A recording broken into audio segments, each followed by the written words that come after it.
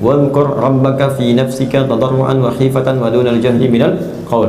Dan berdoalah, sebutlah nama Allah dalam jiwamu, fi nafsika tadarruan wa khifatan wa dunal jahri minal qaul, dengan berharap penuh kepada Allah Subhanahu wa taala, wa khifatan, dengan halus merasakan tinggi, dunal jahri, tanpa jahar yang terlampau keras, terlampau tinggi, ya. Baik, minal qaul, dari doa yang kamu sampaikan. Kenapa ayat ini turun? Karena ada seorang sahabat yang belum paham tentang cara berdoa, kemudian berteriak-teriak minta, ya Allah, ya Allah, ya Allah, ya Allah, ya Allah, ya Allah. Kata Nabi mengatakan, kamu berdoa itu bukan pada Tuhan yang tuli, Tuhan kamu mendengar, jadi nggak usah keras-keras teriak-teriak begitu, kata Nabi. Maka turunlah kemudian ayat ini untuk mengingatkan, silahkan kamu bermohon. Ayat ini turun bukan melarang kita berdoa dengan bersuara, bukan. Tapi maksudnya jangan terlampau kita mengeraskan suara, sehingga jangankan sampai kepada Allah dengan keadaan yang kurang adab, kepada yang lain pun jadi terganggu merasakan kehusuan ketika meminta. Dan ya, di ayat ini bukan larangan kita berdoa mengeluarkan suara. Jika Anda ingin berdoa, silahkan minta, ya Allah, mohon lancarkan rezeki saya, ya. Ada keluar suara, Anda yang dengar. Tapi nggak perlu kemudian Anda keluar sampai pinjam speaker sebentar, ya Allah, lancarkan rezeki saya, nggak usah.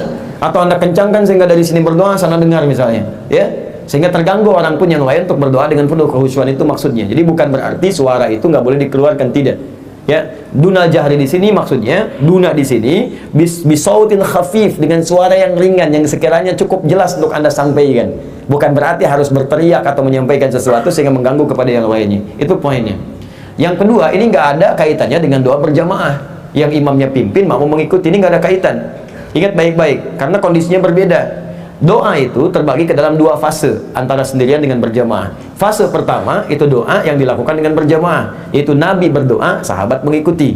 Apa di antara dalilnya? Banyak. Ada dari Ibnu Abbas, dari yang lain-lain. Di antara dalil misalnya setelah sholat itu adalah doa yang mengucapkan di hadis Muslim nomor hadis 571 sampai dengan 573. Ketika kita selesai sholat, kita mengucapkan astagfirullah, astagfirullah, astagfirullah. Kemudian berdoa kan, Allahumma antas salam, minkas salam, tabarakta ya dzal jalali wal ikram. Ibnu Majah nomor hadis 925.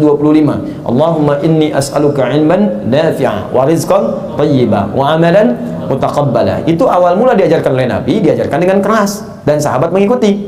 Makanya Ibnu Abbas mengatakan radhiyallahu ta'ala anhuma, ya, kunna, kami, ya, tidak pernah mendengar masami'na inqidha'is shalah illa bi sauti takbir. Kami tidak pernah mendengar selesai salat itu, tahu kapan waktunya selesai salat, kecuali jamaah itu terdengar suara takbir. Allahu akbar, Allahu akbar, Allahu akbar, subhanallah, subhanallah, subhanallah, tasbihnya, alhamdulillah, alhamdulillah, alhamdulillah, karena sedang dibimbing oleh Nabi. Jelas. Kenapa Nabi bimbing kencang? Ya kalau nggak dibimbing kencang, umat nggak ada yang tahu, Joni, bagaimana berdoa.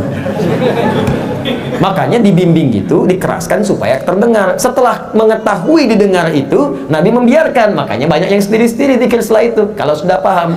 Karena itu para ulama banyak mengajarkan zikir yang dibimbing oleh imam, doa dibimbing itu diajarkan bagi yang awam, yang belum mengetahui cara berdoa atau dalam keadaan tertentu ingin memberikan bimbingan. Kalau sudah paham, silakan masing-masing.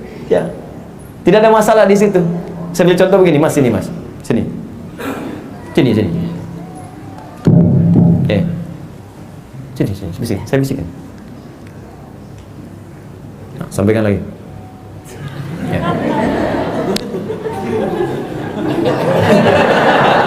Saya minta sampaikan, bukan senyum.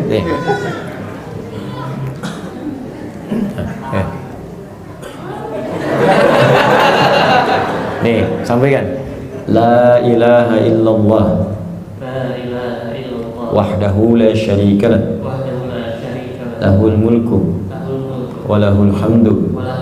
Wa huwa ala kulli syai'in qadir. Nah, coba bacakan sendiri. La ilaha illallah. Anta subhanaka inni kuntu minadh dhalimin. Oh kan? Artinya mesti dibimbing. Kalau sudah dibimbing, kedengaran kan? Kencang nggak suara saya tadi? Kencang, kencang itu jahar itu terdengar. Ketika terdengar, diikuti oleh beliau.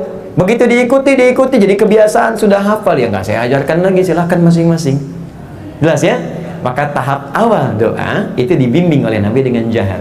Setelah terbiasa masyarakat, maka Nabi membiarkan mereka berdoa masing-masing. Maka ada yang berdoa di kanan, sudut kiri, bahkan ada yang ketika berdoa, kata Nabi, tahu dari mana kamu doa itu? Tahukah engkau yang kalau engkau bacakan doa itu adalah doa yang ketika engkau sebutkan namanya, mustahil doamu kemudian ditolak. Jika engkau meminta akan dijawab, jika berdoa akan dikabulkan. Gitu. Apa yang ia bacakan? Apa yang ia bacakan pada saat itu? Allahumma nushhidu bi annaka antallahil ahadus samad alladzi lam yalid wa lam yulad wa lam yakul lahu kufuwan ahad. Allahumma ighfirli. Nabi gak pernah ajarkan itu. Advance kelasnya, udah tahu kalimat Nabi, ya, udah diajarkan, dia berdoa sendiri, terdengar oleh Nabi, ya, bukan teriak-teriak, terdengar. Begitu Nabi tahu, kata Nabi, Atan dari mana takut? Tahu nggak tadi apa yang kau katakan itu? Lah ya Rasulullah, Rasulullah alam. Laqad da'auta bi asma'illahil a'zam. Engkau baru berdoa dengan menyebutkan nama-nama Allah yang paling tinggi. Idza du'iya biha ajaba wa idza su'ila biha ata. Kalau engkau berdoa dengan itu langsung diberikan, kalau engkau meminta langsung kemudian dikabulkan. Dari mana tahunya? Dari ajaran-ajaran Nabi sebelumnya. Jelas ya?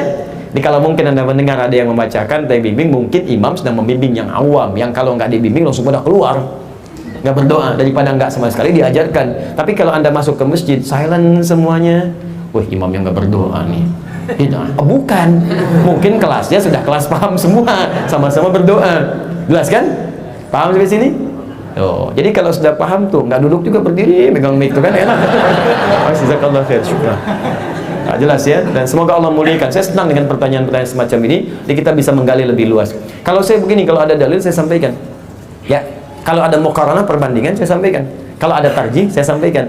Tapi saya tidak punya kewenangan untuk memaksa seseorang. Gitu. Saya tidak biasa memaksa orang.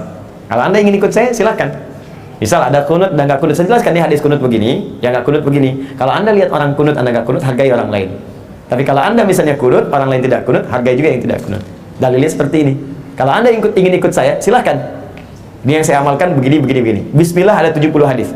Yang jahar, ini dalilnya. Yang sir, begini. Yang nggak pakai, begini. Kalau Anda jahar, jangan kemudian Anda mencela kepada yang sir. Kalau Anda yang sir, jangan mencela kepada yang jahar. Masing-masing punya dalil. Anda boleh memilih, yang penting garis petunjuk dari Nabi-nya ada. Jelas ya? Itu yang saya biasakan. Kalau Anda nggak sepakat pun dengan saya, nggak ada masalah. Tapi tidak menghalangi kita untuk saling mendoakan. Jelas? Jangan mencela. Dan saya bersaksi pada Allah, saya tidak pernah mengajarkan Anda untuk mencela orang lain. Ya, jangan terbiasa untuk melakukan itu, karena akan menghilangkan pahala-pahala kita. Anda ngaji Quran dengan saya, ngaji sunnah, tapi belajar dari sini pandai mencela. Ya Quran mana yang Anda pelajari? Karena Anda ngabisin pahala. Apalagi sebelum datang udah mencela. Sama siapa ngajinya? Ustaz Andi, Ustaz Bid'ah tuh. Datang aja belum gitu kan. Tapi nggak apa-apa, nggak harus marah juga.